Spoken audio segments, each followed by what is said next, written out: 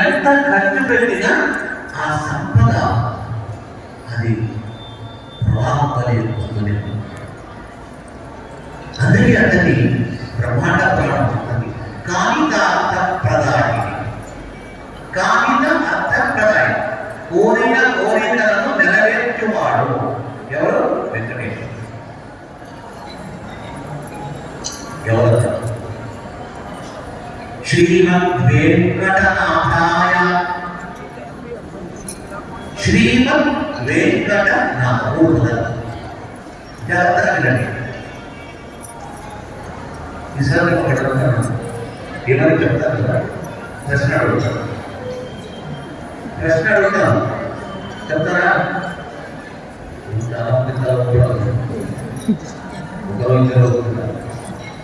మీరు ఎంతవరకు తెలుసుకున్నారు? బైక్ మీదనే పంపిస్తాను. నేను అడిగిన దానికి ఎవరికి సమాధానం చెప్తాను. బహుమానం ఇస్తారని అడగద్దని క్లాస్ పంపిస్తారు, చెప్పాలి పంపిస్తారు. జాగ్రత్తగా వినండి. శ్రీమద్ వెంకటనాథాయ. వెంకట అనేది ఈ పర్వతం పేరు. వెంకట అని రెండు చిన్న పర్వతాలతో కూడిన ఒక పెద్ద. వేమంటే పాపము, కట అంటే భస్మీభూతం చేస్తుంది. ఒక భాగం అంటే జ్వాలలో ఒక చిన్న పత్తి ఉంది కదా, ఆ పత్తిని చిన్న రోల్గా చేసేటట్టు వేస్తే ఒక క్షణంలో. అలాగే కోటి జన్మాల్లో చేసినటువంటి పాపం ఒక్కసారి వెంకట పర్వతాన్ని స్మరిస్తే, పర్వతాన్ని ఎక్కితే, పర్వతం మన కాళ్ళకు స్పర్శమైందే కోటి కోటి జన్మల్లో చేసిన పాపాన్నంతా కూడా పోగొడుతుందా ఈ పర్వతం. అందుకే దానికి ఏమంటారు? వెంకట పర్వతం. వెంకట పర్వతం. వెంకట కాదు, వెంకట. వెంకటేశ్వర స్వామి వెంకటేశ్వర స్వామి కాదు, మన వ్యవహారంలో వచ్చేది వెంకటేశ్వర వెంకటేశ్వర. అలాగే వెంకటేశ్వరుడు వెంకట పర్వతం. అంటే పాపము, కథ అంటే భస్మీభూతంగా చేస్తుంది. ఏది? మన పాపం. మన ఎంతో అనుకుంటుంటే భస్మం చేయదు. ఈ పర్వతాన్ని రావు ఎక్కడ మెట్లెక్క మన జనంలో వచ్చి తీసుకుంటాడు. మెట్లెక్కడికైనా ఆస్థానంలో కూర్చోడానికా లేదా దర్శనాన్ని చేయడానికి గంటెక్కిన పోయినా వెంకటేశ్వర చూస్తాడు. వడ్డీతో సహా నడిపిస్తాడు. పడడానికి ఒక్కసారి తప్పించుకుంటే విఘ్నంలో 100 సార్లు కొండ ఎక్కిస్తాడు. అవునా? కాబట్టి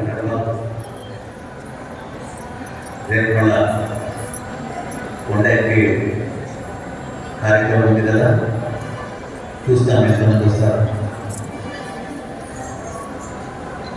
ఎవరికి వయస్సు అయిందో, 60 దాటిన వాడు, మోకాళ్ళు పట్టుకున్న వాడు, నడుము పట్టుకున్న వాడు, షుగర్ పేషెంట్,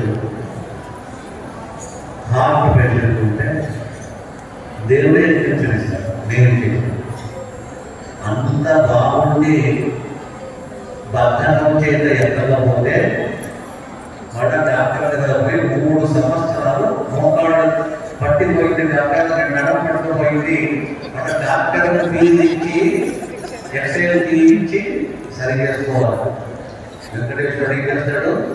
నా పర్వతాన్ని నడుస్తూ రండి, మీరు డాక్టర్ దగ్గర పోరు, మీకు నడుము నొప్పి రాదు, కాళ్ళు నొప్పి రాదు, ప్రతి జన్మలో మీకు మంచి కాళ్ళు చేతులు అన్ని అవయవాలు చాలా బాగా ఉండేటట్టుగా నేను చూసుకుంటానని చెప్పేసి వెంకటేశ్వర డాక్టర్.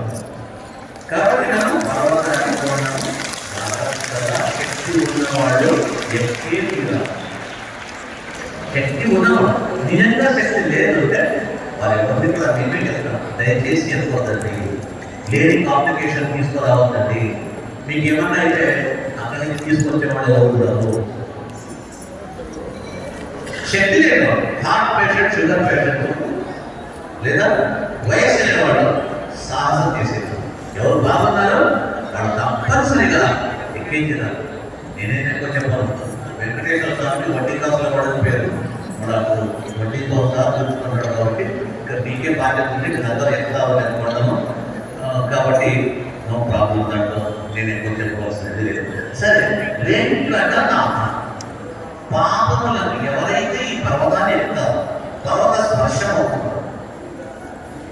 వారికి సమస్త ఇప్పటి పాపములే కాదు, జన్మాంతరంలో చేసిన పాపములు కూడా ఈ పర్వత స్పర్శం చేత, పర్వతాన్ని ఎక్కడం చేత పరిహారం అవుతుంది అని చెప్పి చెప్తున్నాను. అయితే మేము ఎక్కలేబట్టి మా మధ్య